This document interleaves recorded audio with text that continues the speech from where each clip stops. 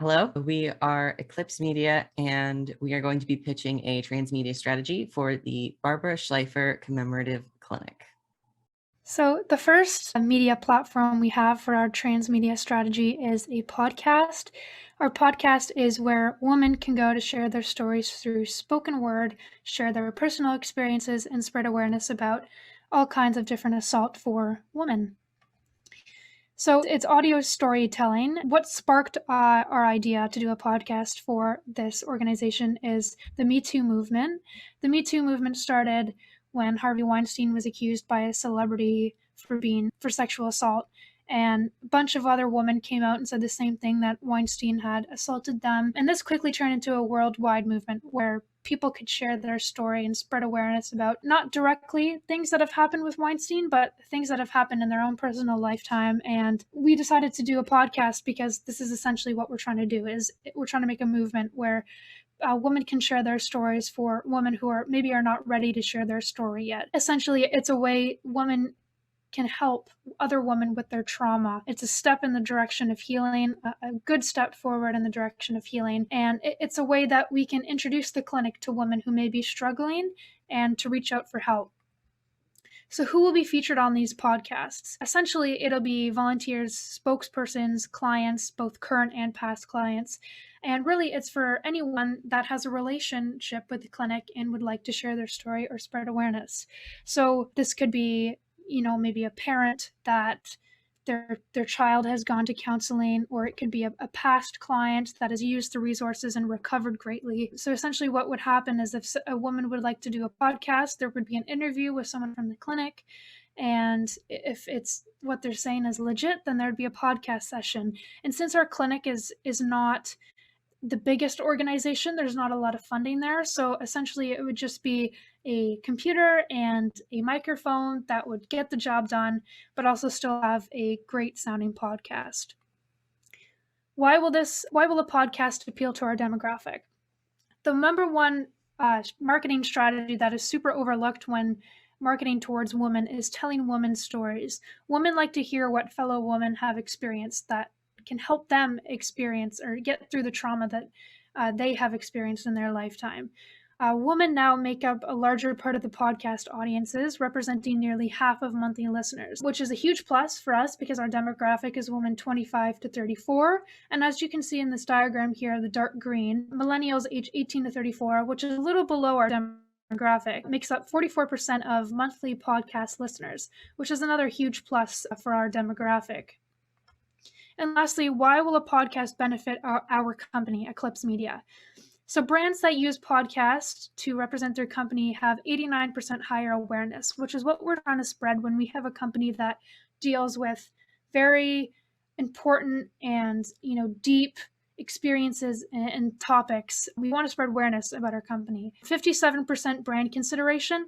When a woman is struggling with sexual assault or assault in general, we want them to come to the Barbara Schlifer Clinic for help rather than another clinic for help. We want them to come to us, which leads into our next one, which is higher audience reach. We want to reach as many people as we can, as many women as we can, to give the most amount of help to the most amount of women as possible. And lastly, what I believe is most important is build trust. Like I said, when we are working with a company that deals with very serious topics, we want to build trust between our clients. Because if a client is listening to a podcast and they feel like they may be judged for how they feel, or if we seem to not care about their experiences, they're not going to want to come to our clinic, and that might make them feel worse about what has happened in their lifetime and their experience with whatever trauma they're going through. So building trust is a huge part of why a podcast will benefit our company. Our second media platform that we chose to go over would be a magazine, or more specifically a zine.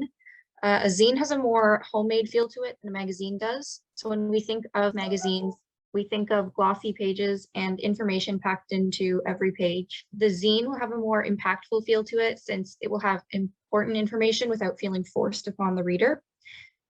The zine that we would be creating is sponsored by the clinic. It will feature stories about people who have used the clinic, people talking about their experiences with it, how it helped them get through difficult times, their experiences in ways of customer service, legal support, advice, comfort levels being there, staff that works there, and things like that. The zine will also feature stories about volunteers from the clinic, their experiences working there, how they think that the clinic is impactful to the community and everyone involved, why they enjoy volunteering there, and things like that. It is important that the magazine have elements other than just talking about the clinic in order to keep the readers engaged. So some general information that would appeal to our demographic as a break from the serious topic of the zine would be things like home design, wedding venues, wedding dresses, suits, tips for raising kids, quick meals on the go, things like that. However, the main focus of the zine will still be on the clinic and their impact on those who have used its services. You'll be able to find the zine online in grocery stores, near checkouts, in the actual clinic, in nearby doctor's offices, nearby office buildings, essentially anywhere that supplies magazines, just sort of on a smaller chain than something as big as a magazine such as Vogue. The zine platform was chosen because many women ages 25 to 34 still continue to read magazines when they see them at the store or in doctor's offices or things like that. And they enjoy reading. Many women like to watch sad movies or hear sad stories that worked out for the better in the end. And the stories in this zine will be similar to that in the sense that the clinic helps people get out of sad situations and works towards living a better future. According to the 2021 fact book, millennial women aged 25 to 40 turned more towards reading magazines in the year 2020 during the pandemic. During the pandemic, it was also found that domestic gender-based violence was increased by 82%, which would mean that now more than ever, people would be looking for support, and the Barbara Schlifer Commemorative Clinic is there to give that support. This would in turn mean that during the pandemic and lockdowns, people had more time to read things like magazines, which would entice them to read ours more as well. Since the zine has a more homemade feel to it, it would be able to further connect with our demographic since it doesn't seem like some corporately made magazine with information just there to fill pages. Each page will have meaning without being overbearing in its delivery. And that is why we chose the zine as our second media platform. So our third and final platform for our transmedia / cross-platform content strategy is an Instagram page, specifically for our organization's business and communication use. So what exactly will we be having on the Instagram page? One element is Instagram story takeovers, which will be either weekly or bi-weekly events where someone will take over the Instagram story for the day. We'll have volunteers, spokespeople, anyone that has used the clinic resources before, or just anyone that has an interest in our organization and has something to share with the audience. They can do Q&As, so people who are curious can ask some questions, either relating to their experiences with our clinic or about themselves and what they do. We will have our spokesperson, Dr. Jill Andrew, be the first person to do a story takeover on our Instagram page as we follow her along in a day in her life. And she answers people's questions about her job and what she advocates for. We will also have some occasional trivia or mini games using the features on Instagram story, including polls, quizzes, sliders, and many more. It's so important to keep the audience engaged and to keep active on the social media page so we can be kept in the minds of the people that we can help. Our feed will be organized and clean, providing content such as informative infographics of information relating to our services and what we advocate for, posters for charity drives and events that we're holding, photography of events we hold such as the annual tribute gala, and we will also be highlighting people once in a while to share their stories. So how will this appeal to our demographic? Our demographic of females from 25 to 34 are included in the age group of millennials, and 72% of millennials state that social media is an essential part of their lives. 63% of them have increased their usage this past year alone, and 46% expected to continue increasing within the next 3 years. And specifically for Instagram, our age range 25 to 34 is the most popular age group in usage. It's no surprise that social media is such a big part of many people's lives, either to connect and communicate with friends and family, or to be entertained and educated. So how will this page benefit our organization? With all these people on Instagram all the time, it's very beneficial for us to have this page in order to connect with our users and audience. and also to build connections with the other organizations or individuals who share the same interests and values as us. Also, having an Instagram page will have a bigger reach and share our services with a broader audience, as well as sharing useful information to everyone.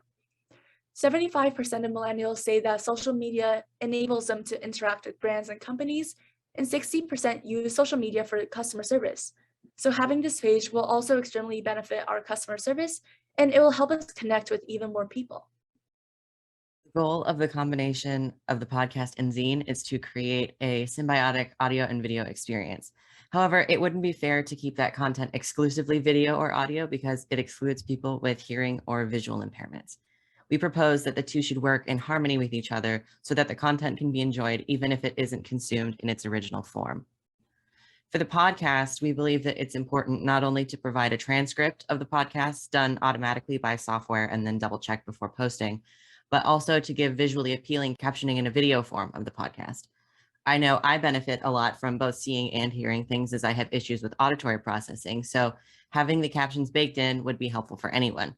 Transcripts additionally can be translated by online programs for non-English speakers, which is a key demographic of the clinic. The zine, being very visual, requires a lot of care to be accessible to people with visual impairments, but this also means that there's a lot of room for artistic expression with audio. Visuals, being imagery heavy, is also helpful for people who don't speak English. Creating an electronic copy of the zine that is compatible with screen readers can not only make the zine easier to distribute, but also opens up access to people who use technology as a disability aid. Instagram has many accessibility features built in, such as alternate text for screen readers. This alternate text is even a beneficial marketing tool because when it's done correctly, it can help with search engine optimization. It's also important to provide captions for videos so that they can be enjoyed without sound, which can be beneficial to any audience. A program called Capwing is a free way to generate subtitles for video, and this can even be done on mobile, allowing anyone who's taking over the account to quickly and easily generate captions for their videos. Taking the extra time to make our content more accessible is absolutely a worthy investment. Improved accessibility is absolutely the way of the future, and according to a survey by Web Accessibility in Mind, the primary users of screen reader programs are within our demographic. Violence does not discriminate, so our content shouldn't either. Thank you so much for hearing our pitch, and we are very excited to collaborate with you in the future.